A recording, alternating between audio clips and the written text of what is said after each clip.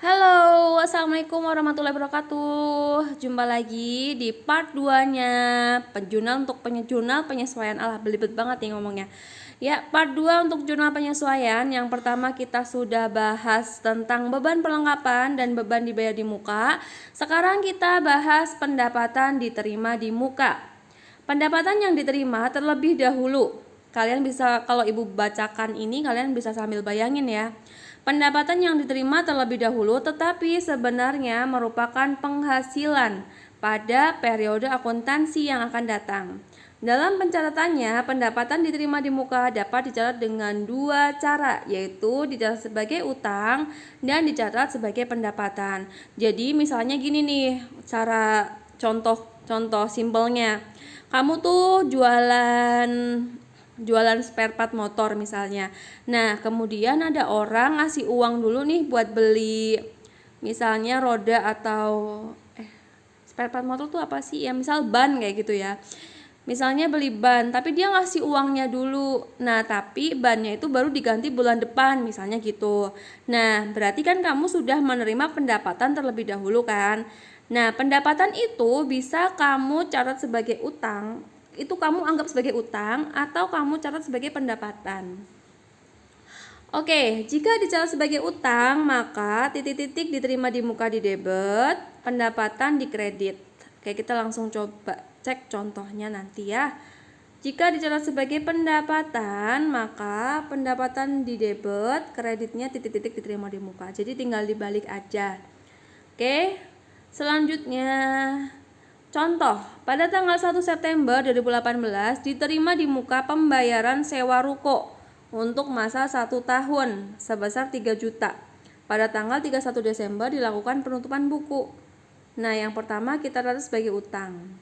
Kita catat dulu pada saat tanggal 1 Desember. Oh, ini contohnya itu ada orang bayar sewa untuk 1 tahun, kita yang terima gitu.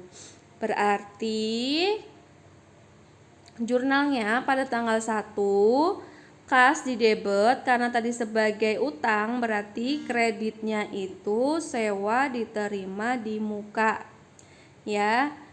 Jadi kita udah nerima uangnya 3 juta, kemudian kreditnya sewa diterima di muka. Lanjut, karena tutup buku dilakukan 31 Desember 2018, maka selama 4 bulan, tadi kan dari 1 September hingga Desember diakui pendapatan. Oleh karena itu, dari sewa diterima di muka harus dipindahkan ke akun pendapatan sewa sebagai berikut. Nah, 4/12 kali 3 juta, maka hasilnya 1 juta. Kemudian kita kasih di sini dikasih jurnal penyesuaiannya, yaitu tanggal 31 Desember sewa diterima di muka di debit dan kreditnya pendapatan sewa. Ya. Oke. Lanjut, dicatat sebagai pendapatan. Jika dicatat sebagai pendapatan, maka hasilnya itu seperti ini. Kas sama pendapatan sewa. Ingat, kalau yang tadi sebagai utang di sini itu apa?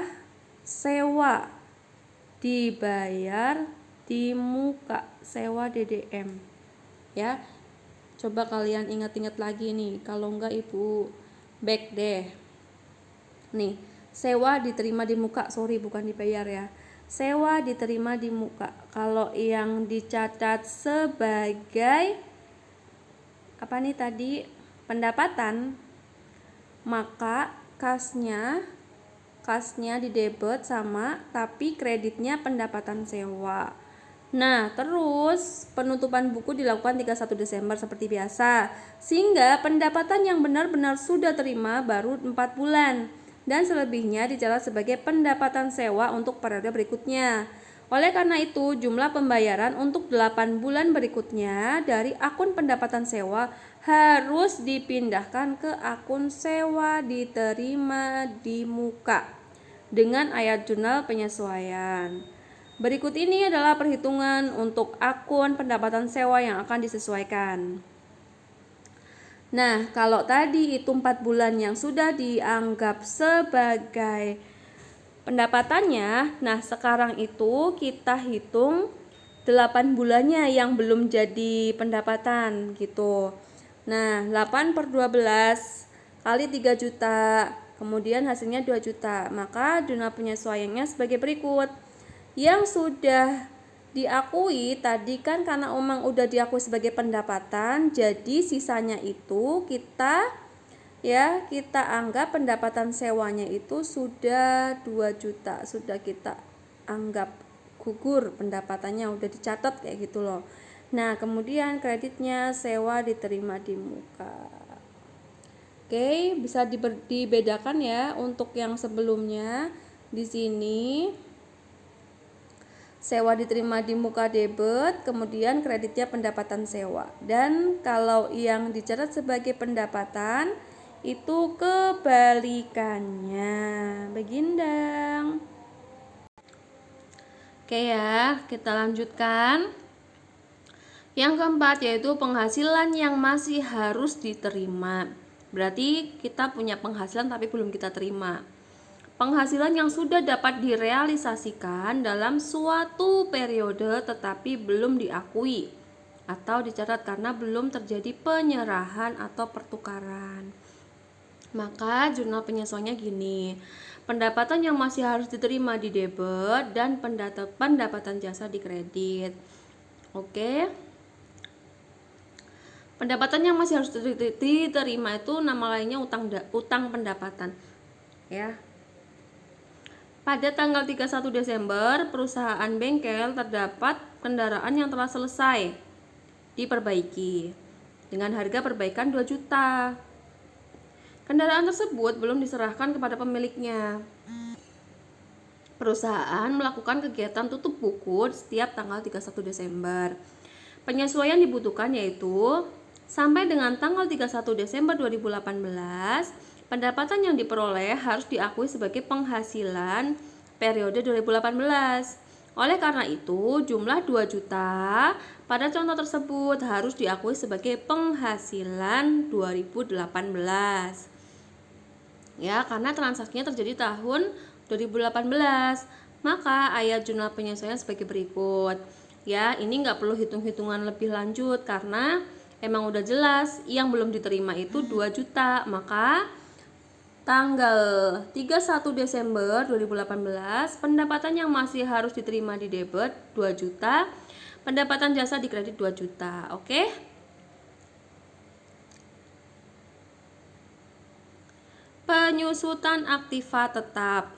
Penyusutan aktiva tetap adalah biaya penyusutan suatu aktiva tetap yang benar-benar terjadi pada periode akuntansi yang bersangkutan.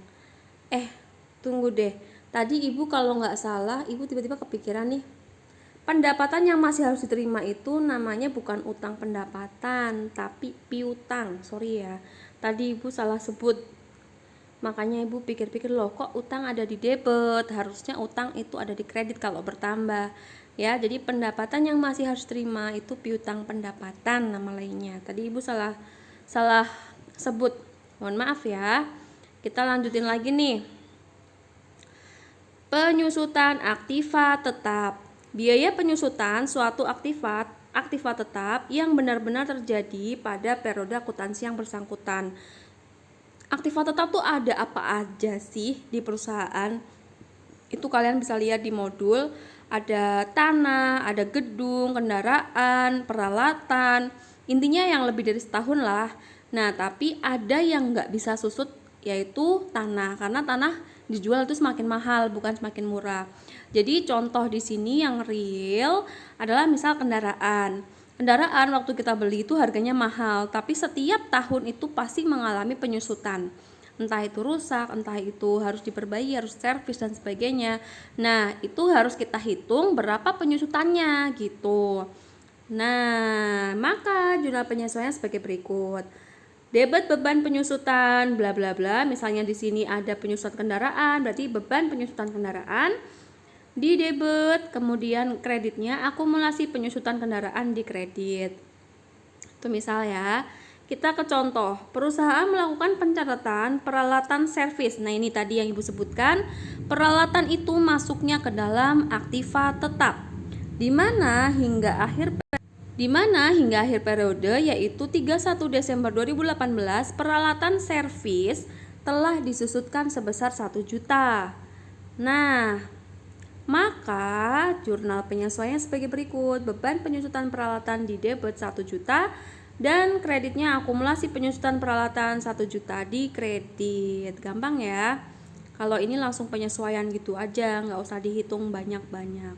Biaya yang masih harus diterima, yang harus dibayar. Nah, ini baru utang nih. Utang beban, bahasa enaknya itu, utang beban. Biaya yang sudah menjadi kewajiban perusahaan tetapi pada periode akuntansi itu telah dibayarkan. Adapun ayat jurnal sebagai berikut. Nah, beban titik-titik, utang titik-titik. Maksudnya itu beban bertambah di debit, beban apa? Utang bertambah di kredit, utang apa? Kita langsung ke contoh soal. Dalam neraca saldo terdapat akun beban gaji 1 juta rupiah. Jumlah tersebut belum menggambarkan beban gaji untuk bulan Desember. Karena tanggal 31 Desember masih terdapat gaji karyawan 500.000 yang belum dicatat karena belum dibayar. Maka kita sebagai perusahaan punya utang bertambah di kredit, beban gaji bertambah di debit. Maka kalau punya utang gaji berarti beban gaji debit, utang gaji kredit. Oke, lanjut. 7. Taksiran kerugian piutang. Taksiran kerugian piutang yang tidak bisa ditagih karena debitur bangkrut. Debitur itu berarti orang yang minjem ke kita, ya, atau orang yang beli barang di kita tapi belum bayar. Nah, hal ini mengakibatkan pelunasan yang seharusnya diterima harus dihapus karena debitur tidak sanggup melunasi utangnya. Sehingga perusahaan menyusun jurnal penyesuaian sebagai berikut. Ya, debitnya beban taksiran kerugian piutang di debit, kreditnya cadangan kerugian piutang. Kita ke contoh soal. Dalam neraca saldo per 31 Desember, akun piutang usaha di debit sebesar 10 juta. Sebelum tutup buku, pihak akuntansi perusahaan membuat taksiran kerugian piutang karena adanya kemungkinan piutang yang tidak dapat ditagih. Besarnya taksiran kerugian piutang ditetapkan sebesar 2% dari jumlah piutang usaha. Jadi, besarnya taksiran kerugian piutang adalah 2% dikali 10 juta, maka kita membuat cadangan kerugian piutang 200.000. Nah, beban taksiran kerugian piutang di debit 200.000, cadangan kerugian piutang di kredit 200.000. Oke, lanjut. Terakhir, persediaan barang. Pada akhir periode akuntansi, jumlah persediaan barang dagangan awal dan akhir perlu disesuaikan. Ini kalau kalian jualan, itu misalnya kalian jual jilbab. Sebelum jual jilbab, kalian ternyata punya jilbab yang dulunya pernah kamu jual tapi belum habis. Itu namanya persediaan awal. Nah, kemudian kalau sebulan udah dijual, ternyata masih ada persediaan akhir. Nah, itu namanya pengertian persediaan awal dan persediaan akhir. Untuk menyesuaikan persediaan barang dagangan digunakan dua pendekatan, yaitu ada pendekatan ikhtisar laba rugi. Maka jurnal penyesuaiannya adalah pertama untuk mencatat persediaan barang dagang awal. Debitnya ikhtisar laba rugi, kreditnya persediaan barang dagang awal. Lanjut, untuk persediaan barang dagang akhir, persediaan barang dagang akhir di debit, ikhtisar laba rugi di kredit. Perhatikan ya, jadi untuk mencatat persediaan awal dan akhir itu berbeda. Gitu, berbeda debit kreditnya doang. Karena kalau persediaan akhir kan berarti barangnya di sini masih ada, bertambah ibaratnya gitu. Nah, kalau yang persediaan awal itu kan nantinya akan dijual. Jadi persediaan awal di kredit, persediaan akhir di debit gitu. Nah, pasangannya ikhtisar laba rugi. Lanjut, untuk pendekatan tadi pertama adalah ikhtisar laba rugi, yang kedua adalah pendekatan harga pokok. Maka jurnal penyesuaian sebagai berikut. Nah, kalau untuk jurnal penyesuaian yang harga pokok itu ada beberapa pencatatan. Yang pertama untuk persediaan barang dagang awal. Nah, di sini ada tanggalnya, tanggal 31 Desember karena penyesuaian itu kan selalu di akhir periode. Nah, HPP di debit, persediaan barang dagang di kredit. Tadi kalau awal pasti di kredit ya. Cuman kalau tadi itu ada di ikhtisar laba rugi, kalau sekarang itu debitnya adalah harga pokok penjualan. Lanjut ke nomor 2 yaitu pembelian barang dagang. Jika membeli barang dagang maka debitnya HPP, kreditnya pembelian. Nah, kemudian untuk retur pembelian dan pengurangan harga, retur itu kan mengembalikan barang yang telah dibeli kalau rusak kayak gitu, kalau cacat gitu. Nah, di sini ada retur dan pengurangan harga, kemudian kreditnya adalah HPP. Jadi di sini semua akun itu dicatat sebagai pasangannya itu HPP. Nah, ada lagi biaya angkut pembelian atau ongkir, maka kita catat sebagai HPP di debit, kreditnya biaya angkut pembelian. Untuk potongan pembelian di debit, harga pokok penjualan di kredit. Kemudian nomor 6, persediaan barang akhir.